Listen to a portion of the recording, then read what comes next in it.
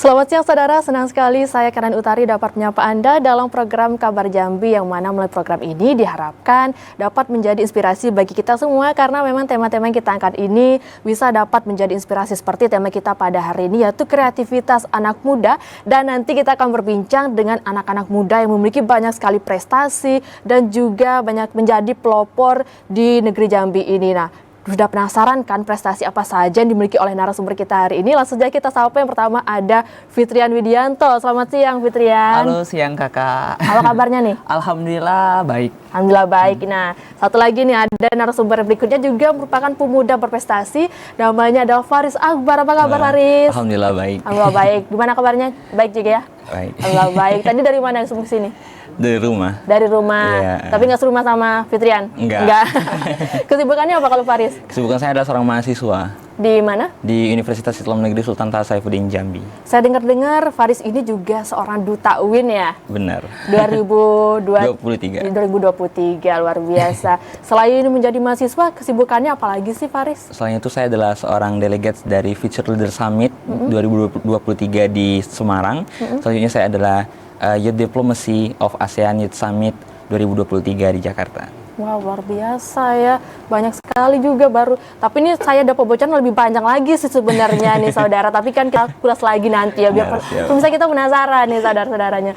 Terus kalau Fitrian apa aja nih kesibukannya? Kalau kegiatan sehari-hari sekarang lagi PPG Prajabatan di Universitas Jambi itu gelombang kedua. Tapi selain itu kita juga mengembangkan komunitas Rumah Kreatif Pemuda Siginjai. Wah, Rumah Kreatif? Pemuda Siginjai. Pemuda Siginjai itu komunitas apa sih?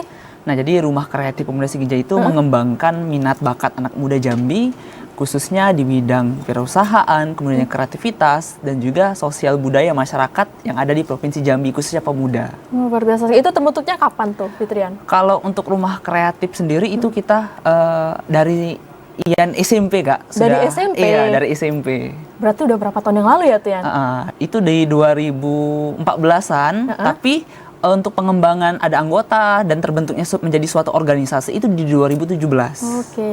Jadi butuh proses. Butuh proses, nggak langsung ya. Itu program kerjanya ngapain sih kalau di situ? Nah, kalau untuk program kerja kita di Rumah Kreatif Pemuda Siginjai itu ada RKPS Pendidikan, RKPS kewirausahaan, sosial budaya, minat bakat, dan dalam waktu dekat ini juga kita ada Pekan Pemuda Berbudaya, Kak. Jadi emang kita menyatukan minat bakat, kreativitas pemuda di Provinsi Jambi dalam satu balutan yaitu Pekan Pemuda Berbudaya yang bernuansa kebudayaan yang kita angkat dari Provinsi Jambi. Provinsi Jambi, luar biasa. Ini pakaiannya nih sama nih. Faris juga ini ya? Sama. Kalau Faris di situ sebagai apa? Saya adalah ketua bagian edukasi dan pendidikan, yang dimana kami membimbing anak-anak yang ada di Provinsi Jambi untuk bisa mencegah terjadinya bullying, terus juga mau menjadi pemuda yang berinovasi ke depannya, menjadi pemuda yang produktif. Itu adalah bagian saya. Oke, kalau menurut Faris sih kan tadi mencegah terjadinya bullying. Di Jambi ini tingkat bullyingnya masih tinggi atau masih tinggi? Masih tinggi ya? Tinggi. Bahkan dalam lingkup dunianya, Indonesia itu adalah negara keempat besar, masuk ke dalam 4 besar negara dengan bullying terbanyak di dunia setelah Korea Selatan. Itu biasanya bullying seperti apa sih yang banyak ditemukan? Oke. Bullying verbal, bullying cyberbullying yang banyak terjadi di sosial media seperti mencaci fisik juga gitu kan. Dan juga itu terjadi banyak di anak SD dan juga anak SMP.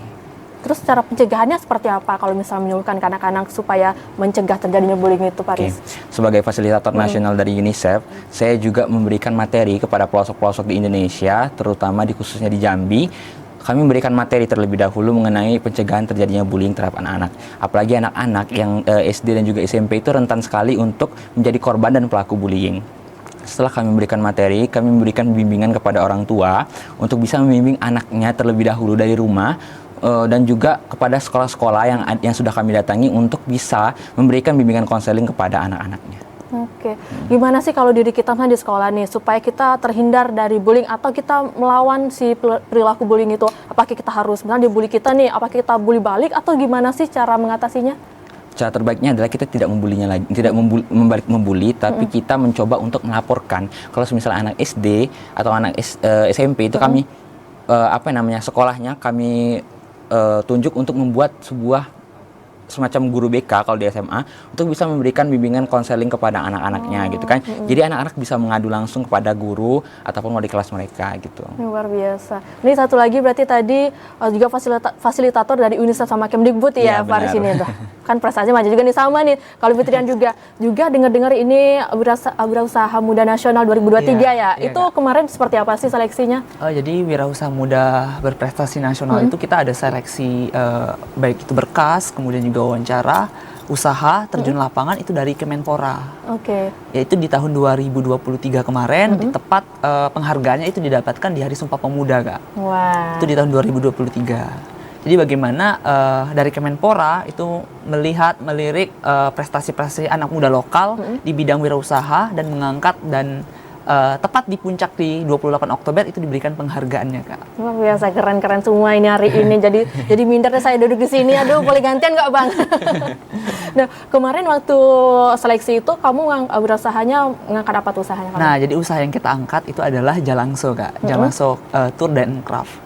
Jadi kita Rumah Kreatif Pemuda Siginjai ini juga salah satu tempat pembinaan di bidang kepemudanya dan usaha yang dikembangkan juga itu Jalangso. Jadi Jalangso itu fokus kepada tur wisata, travel, kemudian juga kita mengembangkan craft, kerajinan tangan yang dikelola oleh teman-teman dari Rumah Kreatif Pemuda Siginjai dan kita kolaborasikan di Jalangso. Oke. Jadi berkolaborasi. Berkolaborasi ya. Kenapa sih milih tour dan craft itu kamu usahanya? Nah, jadi kalau fokus ke tour and craft itu ibaratnya sudah bagian dari hobi sih, Kak. Jadi emang sejak kecil, sejak SMA itu emang hobi tour. Nah, Oke, udah kemana aja nih?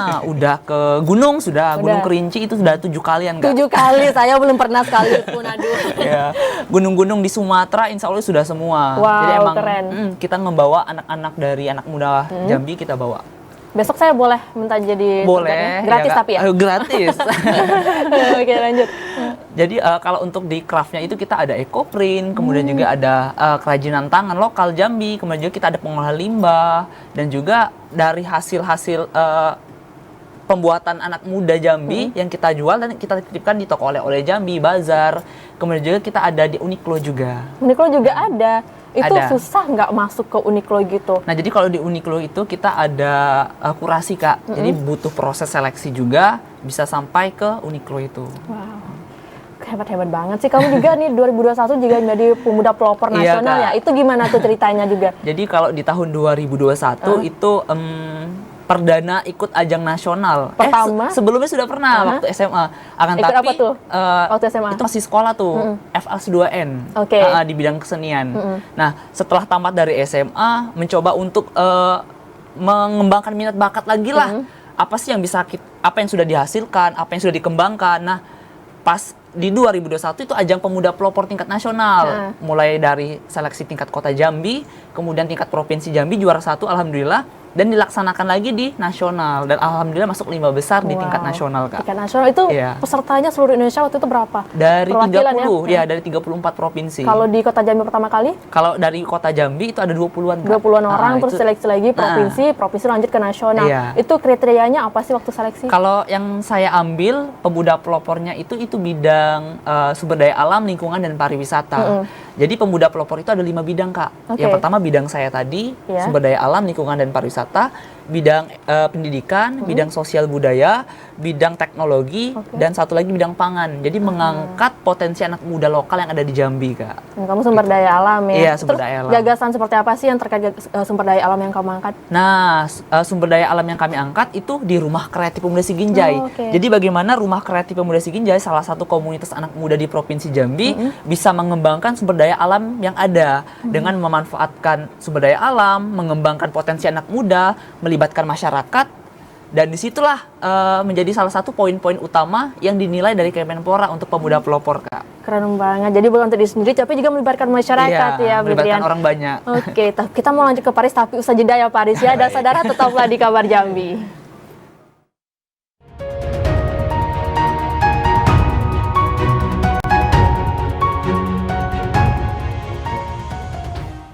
Terima Terima kasih saudara, Anda masih menyaksikan Kabar Jambi masih dengan tema kita kreativitas anak muda, dan tadi sudah banyak berbincang dengan Fitrian. Kita lanjut lagi ke Paris nih. Tadi Paris juga nyebutin kalau dia itu seorang delegate di Youth Delegate ASEAN Summit ya di Jakarta Di 2023. Jakarta 2023. Nah itu gimana sih ceritanya kok bisa sampai kepilih? Oke, jadi saya itu mendapatkan informasi dari teman saya juga orang Jambi, yang dimana dia ikut kegiatan internasional dan juga nasional, yang dimana kemarin diajaknya untuk mengikuti delegasi delegasi Youth ASEAN Youth Summit di Jakarta. Kebetulan saya juga minat dalam kegiatan-kegiatan internasional dan juga kenegaraan. Jadi singkat cerita saya daftar nih di link ASEAN kan. Terus saya mendatangin konferensi tersebut di Jakarta Pusat di Menteng. Kami membahas di sana ada dari Aceh sampai Papua, yang dimana terkumpul anak-anak dari seluruh Indonesia dan juga internasional, negara-negara undangan dan juga negara dari anggota ASEAN. Jadi mana kami membahas blue economy, green economy, saham-saham, dan juga kami membahas edukasi yang ada di setiap negara. Terus juga kami mempelajari tentang hubungan internasional. Walaupun saya anak ekonomi, saya juga mempunyai minat bakat di dalam hubungan internasionalnya, di mana kita juga bisa bertemu dengan presiden dari seluruh dunia dan juga menteri-menteri yang ada di Indonesia. Luar biasa ya. Nah kalau kamu melihat kan bahas tentang pendidikan dari seluruh negara juga, itu berarti teman-teman dari negara lain juga ada di situ? Juga ada. Berarti wah internasional ada skalanya Amerika, ya ada Amerika, ada Arab Saudi, Dubai, semuanya negara-negara undangan itu. Terus juga negara-negara ASEAN seperti Malaysia, Singapura dan lain sebagainya. Nah dari sistem pendidikan yang mereka itu kan edukasi di seluruh negara ini, yang mana sih menurut kamu yang patut dicontoh oleh negara lain? Amerika, Norwegia dan juga Singapura mungkin. Oh bukan Finlandia, katanya kan banyak Finlandia. Finlandia juga. Kalau Singapura ya, karena negara terdekat dari ASEAN gitu kan, saya juga sempat cerita dengan teman-teman yang ada dari Singapura. Walaupun bahasa Inggris saya masih terbata-bata, alhamdulillah ada teman yang mau translatekan gitu kan. Pendidikan di Singapura itu sangat maju. Saya dapat mengetahui kalau anak-anak di Singapura itu rupanya sama ke Indonesia. Etnis di sana itu mereka dari pagi sampai maghrib sampai malam itu belajar. Pagi sampai malam belajar. Iya, dari pagi sampai malam belajar gitu. Anak-anak di sana itu lebih mementingkan kualitas belajarnya daripada kualitas istirahatnya gitu. Ya, itu juga yang menyebabkan Singapura itu, mohon maaf, banyak juga terjadi kasus bunuh diri terbesar. Karena di Singapura itu orangnya menjunjung tinggi produktivitas. Tadi juga di Amerika juga bagus ya? Amerika. Kenapa kalau di sistem pendidikan Amerika tuh patut dicontoh lah gitu? Kalau Amerika sih saya kurang mengetahui ya, tapi kalau menurut saya Amerika bagus. Karena saya melihat petinggi-petinggi di Indonesia gitu terkhususnya, mereka itu tamat-tamatan dari Amerika gitu. Saya merasa kalau tamat-tamatan dari Amerika itu orangnya bagus-bagus semua gitu. Bagus semua ya. Kalau Finlandia? Finlandia, saya nggak mengetahui kalau ada teman dari Finlandia di ASEAN kemarin. Tapi saya juga melihat di sosial media bahwa Finlandia itu adalah negara dengan pendidikan paling bagus di dunia, gitu kan. Dan juga mereka menerapkan pembelajaran yang menurutnya lebih mudah dipelajari oleh anak-anak di sana kurikulumnya, gitu. Nah kita mau ternyata sebelah kita ini juga Pak Direktur ini, Paris. Iya Pak Direktur ya, Pak Direktur di Janglangso ya. Iya. Kalau Janglangso itu kan tadi tour dan craft, itu kapan berdirinya Pak Direktur? Jadi Pak Direktur kita manggilnya nih. Lagi bahas. Kalau Janglangso itu sudah dari 2019 Kak. 2019, oke. Jadi pengembangannya itu kan dari Jalangso Craft kan. Jalangso Craft, pengembangan dari RKPS juga, menghasilkan suatu karya, yang hasilnya karya itu kita jual dan kita promosikan, baik itu di Provinsi Jambi, kemudian juga di nasional. Nah, kemudian itu zaman corona ya Kak ya? Karena zaman corona, jadi kan turnya nggak dapet nih. Jadi pengembangan, cari relasi di bidang turnya dulu, travel, kemudian juga kita ke wisata. Wisatanya di off-kan dulu. Nah, setelah dari off itu baru kita nyebar sekarang di Jalangso turnya. Kita sudah ada tur di pulau, pantai, gunung, ngecamp, kemudian juga ada kegiatan organisasi, instansi dan lainnya sudah berkolaborasi Kak. Banyak juga ya. Tapi juga saya tertarik nih, kamu buatnya di 2019. Itu kan lagi zaman COVID baru masuk ya. Kok berani sih bikin usaha di zaman-zaman COVID kayak gitu? Mana kan lagi banyak yang lagi crash gitu. Sebenarnya usahanya itu kan dari hobi Kak, dari hobi yang tertutup nih. Iya. Semakin tertutup semakin panas ya, semakin ingin digembur-gemburkan nih. Iya. Nah ya akhirnya ya setelah COVID selesai waktunya lah mengeksplor semua. Oke. Setelah mengeksplor ya jaring masuk, kenalan, relasi datang. Jadi setiap ada event, kegiatan dan lain-lain yang dihubungin jalangso gitu. Nah, gimana sih tipsnya biar bisa dapat relasi gitu? Sebenarnya kalau untuk dapat tips untuk relasi itu sebenarnya kita ada undangan, ada sosialisasi, kita welcome Kak, kita datang. Jangan untuk menutup diri. Oke. Karena dari situ kita bakal ketemu teman baru, orang-orang baru, relasi baru. Kalau misalkan kita tutup, kita nggak datang ataupun kita nggak mau mengekspo keluar, pastinya kan nggak bakal datang tuh informasi-informasi Iya, itu. Nah, 2019 berarti kamu masih kuliah ya, Fitri? Masih kuliah Kak. Nah, itu kan tadi juga banyak jadi Pak Direktur, terus juga di organisasi lain juga jadi Iya. pemuda pelopor nasional. Itu tentu ada program kerjanya juga. Ada, Kak. Gimana sih ngatur waktunya antara kuliah sama organisasi yang kamu ikuti dan juga usaha kamu? Sebenarnya hobi, usaha, dan kuliah itu berjalannya waktu sejalan semua Kak. Oke. Ya kita harus bisa mengatur manajemen waktu lah. Misalkan waktunya pagi ya kuliah, setelah kuliah istirahat sambil berpikir nih. Jadi kegiatan main saya itu disibukkan dengan kegiatan keorganisasian dan usaha Kak. Jadi waktunya selesai kuliah lanjut lagi ke usaha. Nanti misalkan ada jadwal meeting, jadwal pertemuan, fokus lagi ke situ. Cuman tetap setiap jadwal itu harus kita selesaikan. Contohnya aja nih saat ini nih lagi Iya. kuliah, lagi PPG Prajabatan kan. Cuman karena ada informasi dari TPRI ya kita gaskan. Wah, luar biasa. Terima kasih Pak Direktur.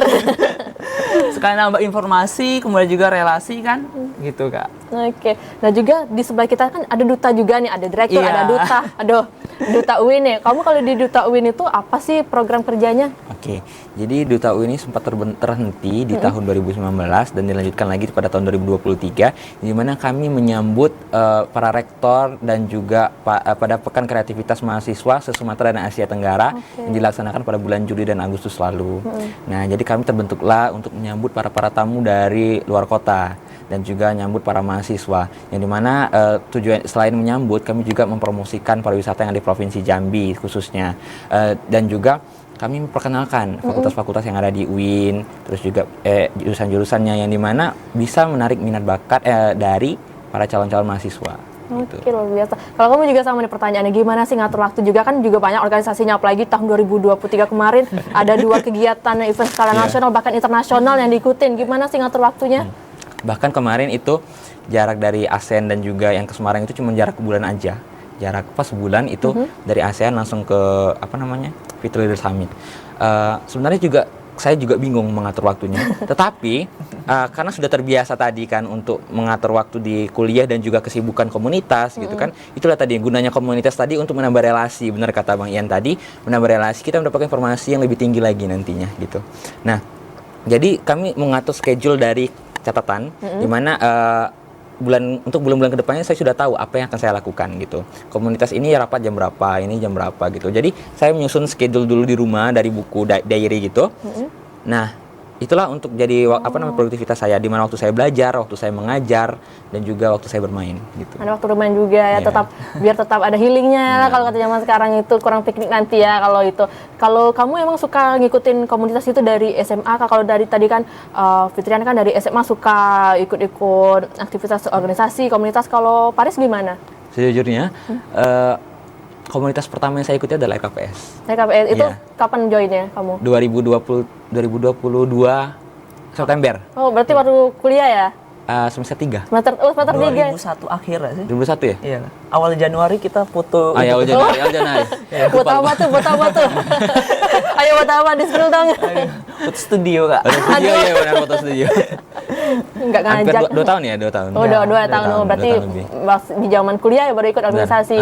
Nah, kok dari sebelumnya tuh nggak pernah ikut organisasi, tiba-tiba kok kepengen? Benar. Saya itu adalah mahasiswa. Saya itu adalah pemuda yang malas dulu sebenarnya. Ikut komunitas apa sih? Dulunya ya? Iya, apa sih ikut komunitas ini. Setelah mencoba-coba sharing dengan Pak Direktur ya. Aduh.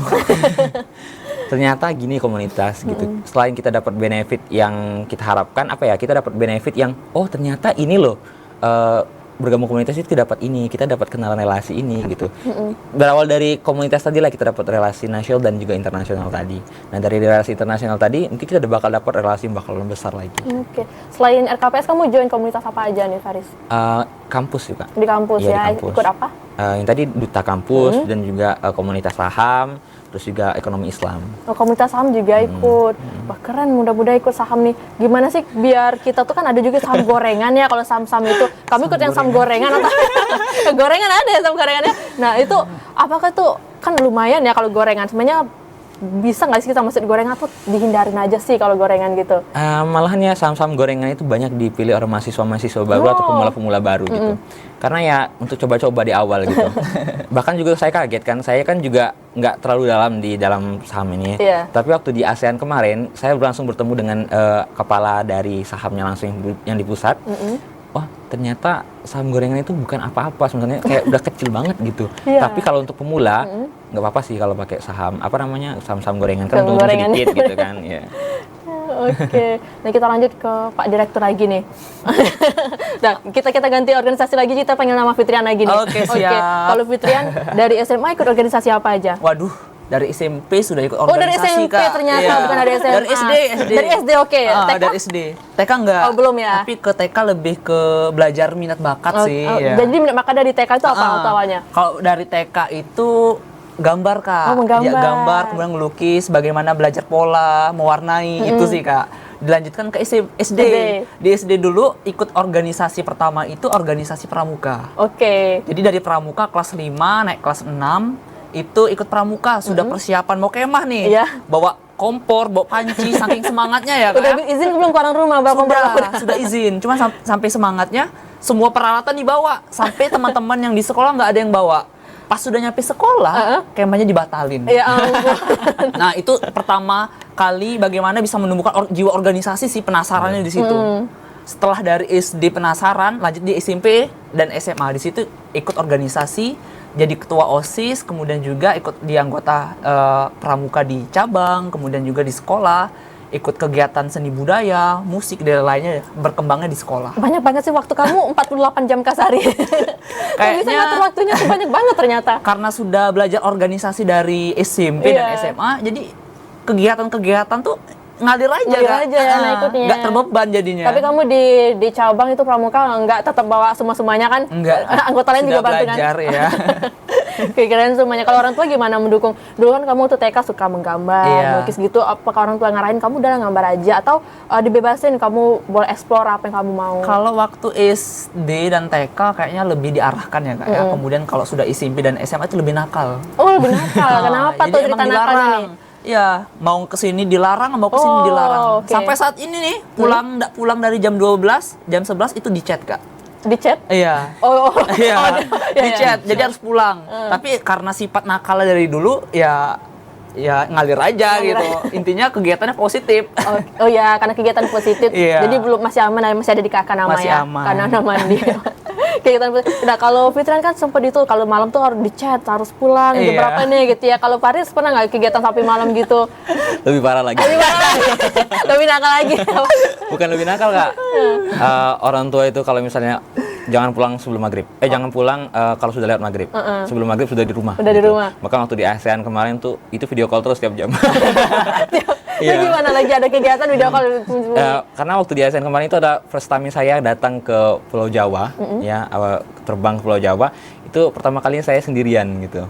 Jadi orang tua itu pasti ada rasa khawatir juga kan karena sendirian gitu, belum pernah sendiri gitu kan. Jadi itulah kasih sayang orang tua. Setiap kegiatan anaknya walaupun di kota Jambi pun jangan pulang sebelum maghrib kecuali ada alasan yang jelas. Ada alasannya itu. Kita tahan lagi ya, Faris dan Fitrian usai jeda berikut. Dan saudara tetaplah di Kabar Jambi.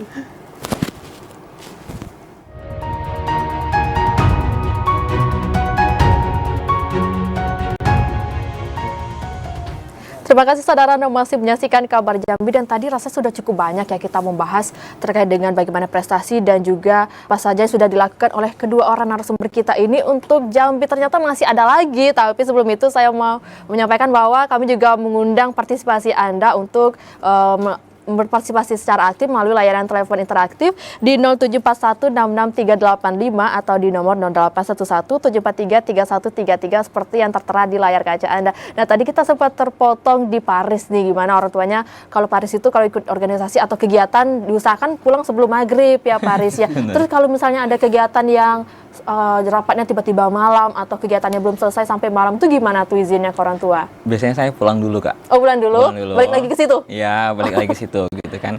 Atau mungkin saya ngasih alasan yang jelas kalau ada rapat ini gitu.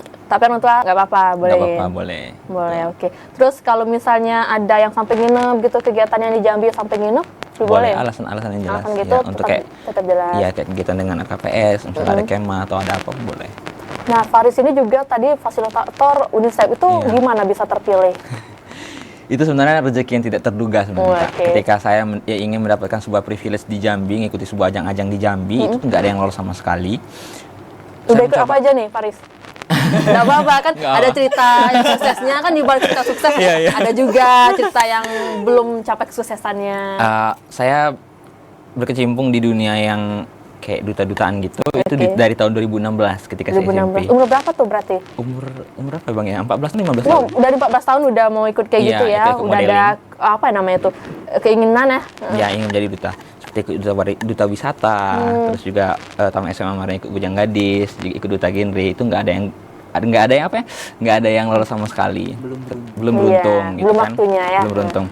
Tapi saya berniat kalau bukan tempat saya di sini, saya ingin cari yang nasional. Dan alhamdulillah bukan nasional lagi, malah internasional gitu kan. Keren. Dan kepilih menjadi fasilitator nasional ini adalah ketika ada ajang dari UNICEF mengenai pemilihan fasilitator mencegah terjadinya bullying dan atau perundungan. Yang dimana diseleksi dari ratusan orang, yang diterima cuma satu. Dan saya mahasiswa sendiri. Wow, jadi yang lainnya? Saingan saya itu ada doktor, profesor. Yang tahun 2023 itu dokter dari Manado. Terus 2021 kepala sekolah dari Bandung. Terus juga ada fasilitator guru, itu guru-guru dari seluruh Indonesia. Keren banget. Itu menurut kamu nih, memang sih kita susah untuk menilai diri sendiri. Menurut kamu sih, apa sih yang bisa membuat kamu jadi yang terpilih satu-satunya? Antara tadi ada dokter, ada kepala sekolah. Oke.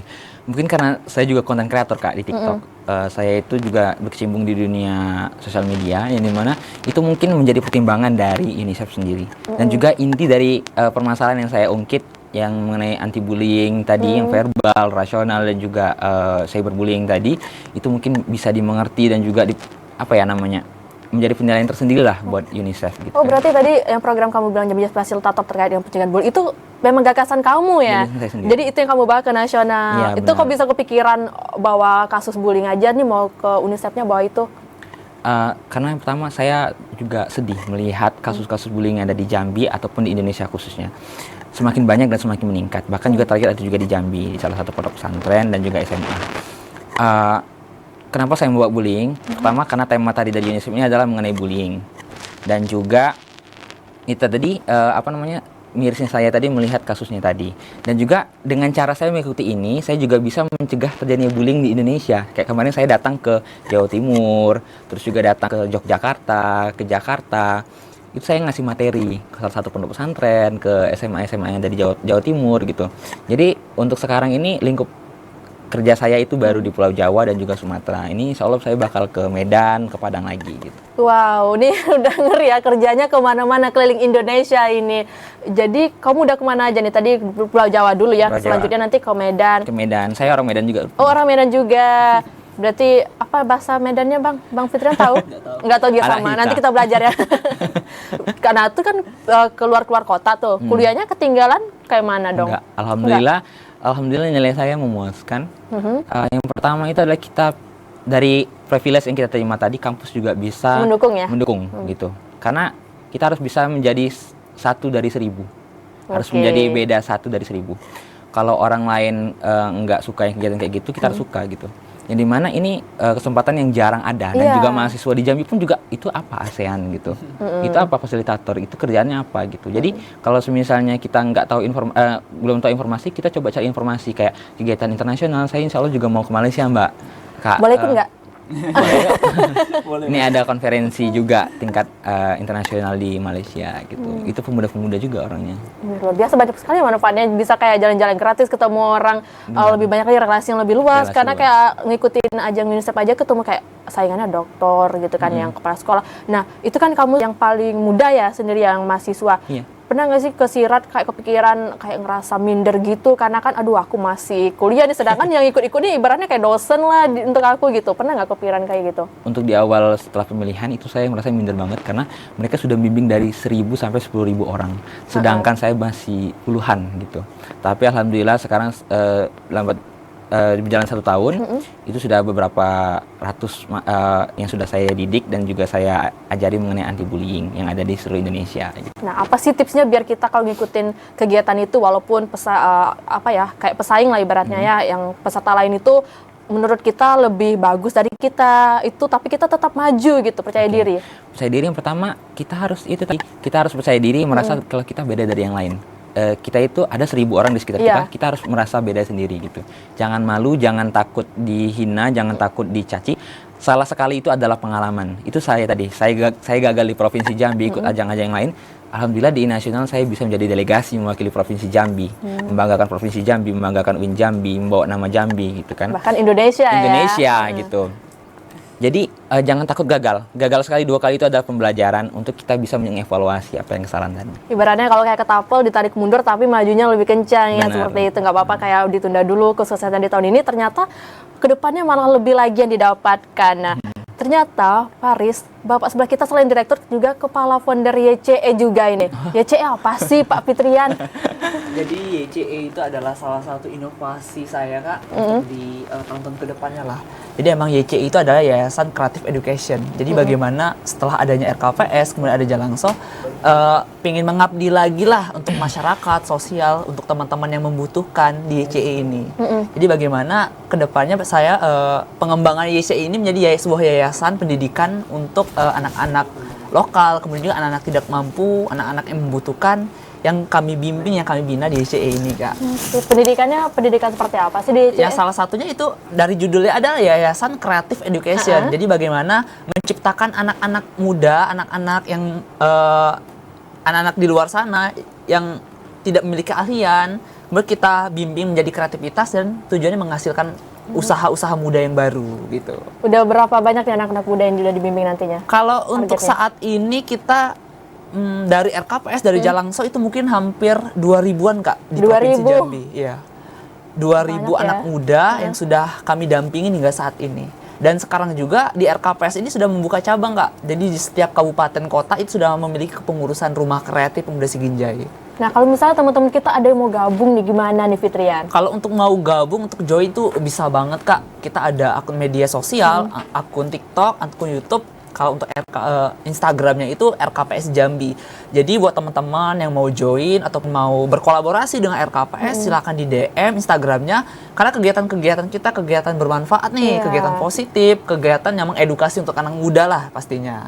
Jadi kita emang welcome nih, yang mau belajar silakan. Karena kita bakal belajar sama-sama, bakal didampingi kami-kami pastinya, dan juga teman-teman RKPS lainnya Kak. Karena selain kami berdua, di rumah, di base camp, di rumah kreatif pemuda Siginjai itu masih ada 40 anak muda lagi yang seperti kami, Kak. Ini sifatnya sukarelawan, non profit atau profit nih? Kalau untuk RKPS kita sukarelawan, Kak. Sukarelawan. Iya. Nah, itu kan sukarelawan. Apa nggak kepikiran, aduh capek nggak dapat materi juga. Kepikiran nggak kayak gitu? Nggak kepikiran sih, Kak. Sebenarnya ya jika kita ikhlas, kita mengabdi, insya Allah rezeki itu bakal datang, Kak. Benar. Hingga saat ini ya rezeki itu datang terus gitu. Dalam waktu tahun ini 2024 itu banyak banget yang berdatangan. Alhamdulillah. Di 2023 lebih banyak lagi. Lebih banyak, alhamdulillah. Padahal baru awal tahun udah banyak nih Iya. datangnya. Intinya ikhlas Kak, Ikhlas. ikhlas mengabdi, kemudian juga mau membantu teman, membantu sesama, yang dengan tujuannya untuk mengembangkan. Insya Allah semua bakal dapat rezekinya masing-masing Kak di situ. Amin. Dan juga nih pantesan ya menjadi pemuda inspirasi Jambi ya. Iya. Nah itu gimana juga tuh proses seleksinya? Ternyata banyak kan, banyak banget nih kalau di list kayaknya bisa 3 hari 3 malam prestasi Waduh. Paris sama Sangat Fitrian ini. Jadi Toko Kreatif Jambi, kemudian juga Inspirasi Indonesia. Inspirasi Indonesia juga, bukan Jambi aja Iya, ternyata Paris. Jadi kalau Inspirasi Indonesia itu penilaiannya dari luar Kak, dari Oke. umum. Saya juga nggak tahu penilaiannya gimana, tiba-tiba mendapatkan apresiasi itu dan mendapatkan sertifikat untuk apresiasi Inspirasi Indonesia itu. Dan yang pastinya penilaian itu dari pengabdian kita di masyarakat, kemudian juga keaktifan kita di sosial, kemudian apa proyek yang kita kembangkan untuk masyarakat dan pemuda, kemudian juga kegiatan-kegiatan media sosial, dan itu semua dinilai Kak dari situ. Nah, kamu kan banyak nih proyek-proyeknya, juga komunitasnya. Iya. Menurut kamu masyarakat Jambi ini gimana sih antusiasnya terkait dengan proyek yang kamu lakukan kepada masyarakat? Nah, kalau untuk awal-awal mula mendirikan RKPS mungkin agak ini Kak ya, agak aneh. Sempat pernah dibully juga, ngapain sih ikut kegiatan seperti itu, buang-buang waktu, tidak menghasilkan uang. Kemudian juga pernah dibilang juga rumah kreatif sebagai sarang bla bla bla. Nah, jadi sebelum kita saat ini duduk di sini, itu banyaknya cacian, bulian, dan lain-lain yang menjuru kepada RKPS Kak. Akan tetapi beriringnya zaman, kita buktikan ya kan, progres apa yang kita hasilkan, prestasi apa yang kita hasilkan hingga saat ini.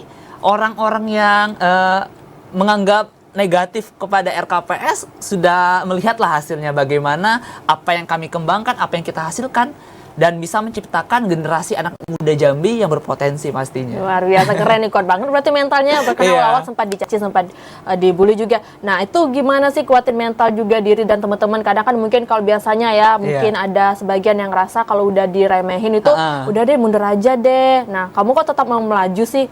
Sebenarnya kalau untuk cacian, bulian, dan pemikiran hal seperti itu ya, kita pikirkan ya buang semata aja sih Kak, jangan terlalu dihiraukan. Walaupun kita mungkin mental kita belum kuat ya kan, pasti namanya anak-anak muda tuh pasti mentalnya masih ini ya Kak ya, belum sempurna ya. Cuman ya karena kita ada teman-teman yang selalu memotivasi, mensupport, dan keinginan yang menggebu-gebu pastinya kan, dan semangat terus. Jadi apa yang ada di depan mata tuh kita jalani terus dengan semangat ya. Jadi kita langkah mau keluar beraktivitas tuh sudah terkonsep, dan pasti tujuannya ya harus mencapai target seperti itu. Fokus pada tujuan aja ya, nggak peduli orang ngomong apa, yang penting tujuan kita benar, baik, lanjutin. Bener, Kak.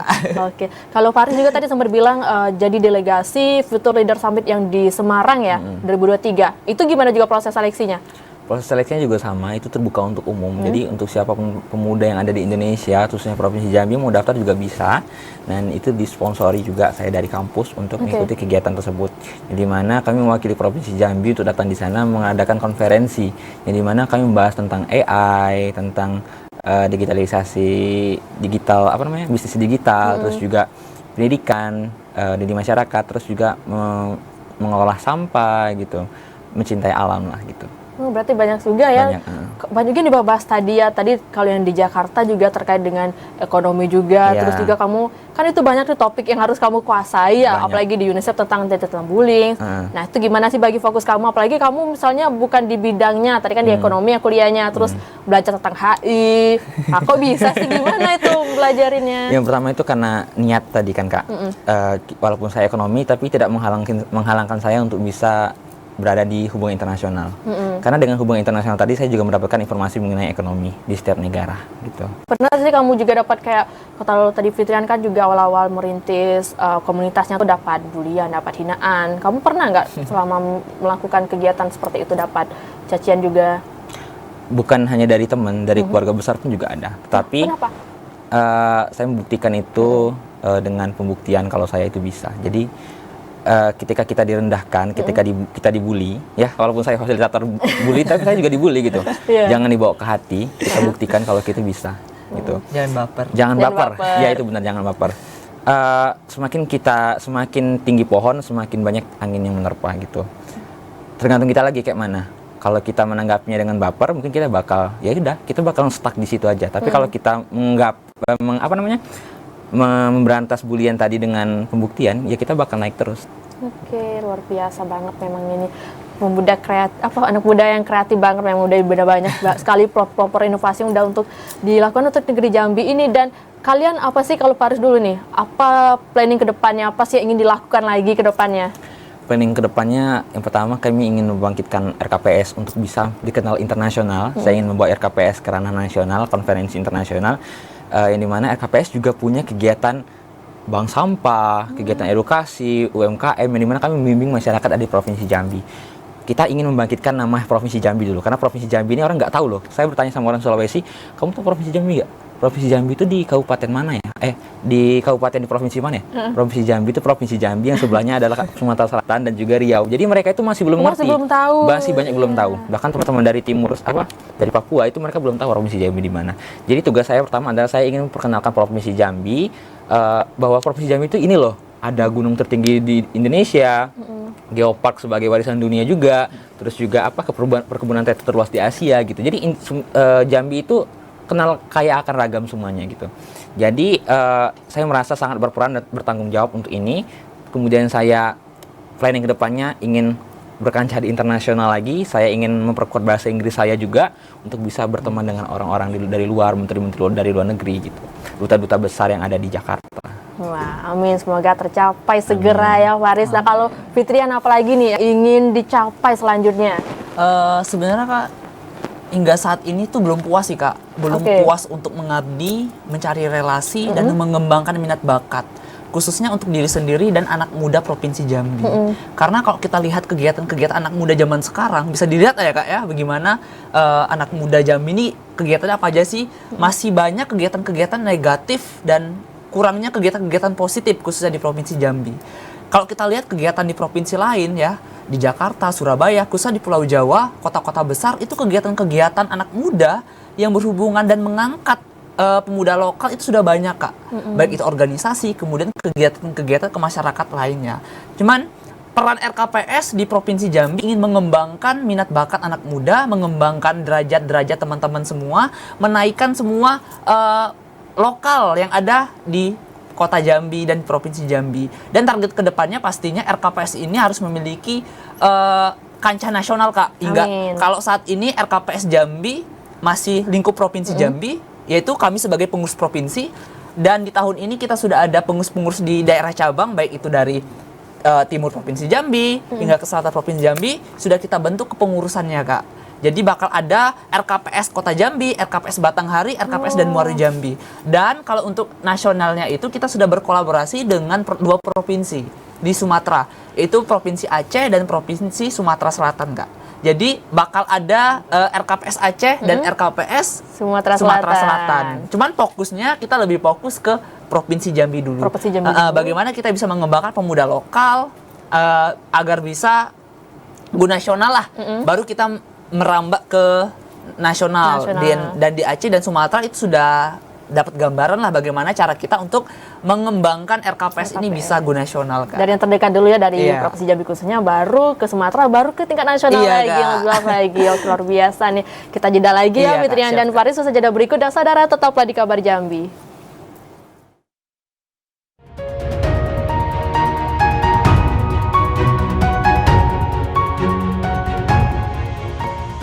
Terima kasih saudara, Anda masih menyaksikan Kabar Jambi, dan tadi sudah banyak sekali ya perbincangan kita tentang apa saja prestasi dari Fitrian dan Faris. Nah, di segmen ini sudah tidak terasa kita akan mendengarkan pernyataan penutup atau closing statement dari dua orang narasumber kita. Boleh dari yang pertama, dari Faris dulu, silakan Faris.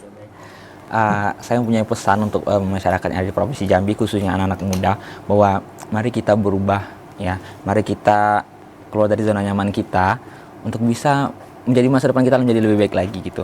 Kita cari informasi-informasi terkait dengan kegiatan-kegiatan pemuda baik di Provinsi Jambi, nasional, dan kita memulai dari awal dulu. Bagaimana mulai dari awal? Ikut komunitas gitu. Boleh gabung di RKPS juga gitu kan. Cari komunitas-komunitas yang bisa membangun pengembangan diri gitu. Cari komunitas itu yang tidak hanya kegiatannya itu dalam kegiatan kota saja, tapi luar kota atau nasional gitu. Dan juga saya mempunyai pesan kepada teman-teman yang ada di Provinsi Jambi, Allah itu tidak akan merubah nasib satu kaum sebelum kaum itu merubah nasibnya sendiri. Jadi banyak keuntungan yang kita dapat ya, apalagi anak-anak SMA yang masih mencari jati diri. Ikutlah kegiatan-kegiatan yang luar biasa di luar sana, banyak banget kegiatan. Mau keluar negeri gratis pun juga ada. Boleh DM saya di Instagram kalau misalnya pengen ikut kegiatan internasional gitu gratis. Itu ada sistem seleksinya juga. Apalagi sekarang kayak lagi gencar-gencarnya ini pengabdian masyarakat di setiap provinsi, kayak ke Papua, Bandar Neira, itu ikutin aja. Mana tahu dari situ tadi kita dapatkan portofolio dan pengalaman yang bagus juga yang bisa kita kembangkan di Provinsi Jambi nantinya gitu. Baik, terima kasih banyak Faris ya atas berbagi pengalaman juga insight-nya untuk kita semua. Selanjutnya nih dari Fitrian, silakan. Untuk anak muda, khususnya anak muda Provinsi Jambi ya, harus maju terus, semangat terus, karena pengalaman dan prestasi itu nggak bakal dapet kalau nggak dicoba gitu. Jadi kita emang harus belajar dulu dari nol, menikmati arusnya dulu, mengarumi lika-liku kehidupannya dulu. Setelah kita mengetahui apa yang ada di dalam itu, baru kita bakal tahu Kak, bagaimana susahnya mencari relasi, mencari prestasi, dan mengembangkan diri ini Kak. Karena kalau nggak dicoba ya Kak ya, nggak akan pernah maju. Tapi kalau misalnya kita ada semangat, ada kemauan mencari relasi dan ingin mengembangkan diri khususnya, ya semua tuh bakal dapet Kak, khususnya untuk di Provinsi Jambi nih. Sudah ada rumah kreatif pemuda Siginjai loh gitu. Jadi buat teman-teman yang mageran nih, buat teman-teman yang ada teman, dan buat teman-teman yang nggak kuliah, khususnya yang di sekolah cuman sekarang sudah ada rumah kreatif pemuda Siginjai yang menerima teman-teman yang berkegiatan sama-sama, yang tujuannya untuk mengembangkan potensi anak muda di Provinsi Jambi. Jadi daripada di rumah cuman main gadget ya Kak ya, dan main game dan lainnya, ikut kegiatan ya di luar, outdoor. Banyak kegiatan-kegiatan yang bisa melatih minat bakat, mental, kemudian juga menyalurkan bakat-bakat teman-teman semua. Jadi sering-seringlah berkegiatan dan bertemu orang. Kalau misalkan teman-teman sudah ketemu orang dan berkegiatan positif, insya Allah kegiatan-kegiatan bakal menghampiri teman-teman semua. Baik. Pastinya.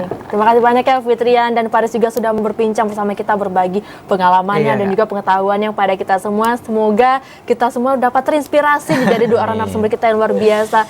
Dan saudara, tadi juga sudah banyak ya perbincangan kita, dan memang luar biasa sekali prestasi dari kedua orang narasumber kita juga, dan bagaimana mereka juga berkontribusi bagi masyarakat yang ada di Jambi khususnya, dan juga semoga lebih lagi hingga ke tingkat nasional ya. Dan terima kasih atas perhatian dan kebersamaan Anda. Saya Karen Utari pamit undur diri. Wassalamualaikum warahmatullahi wabarakatuh dan sampai jumpa.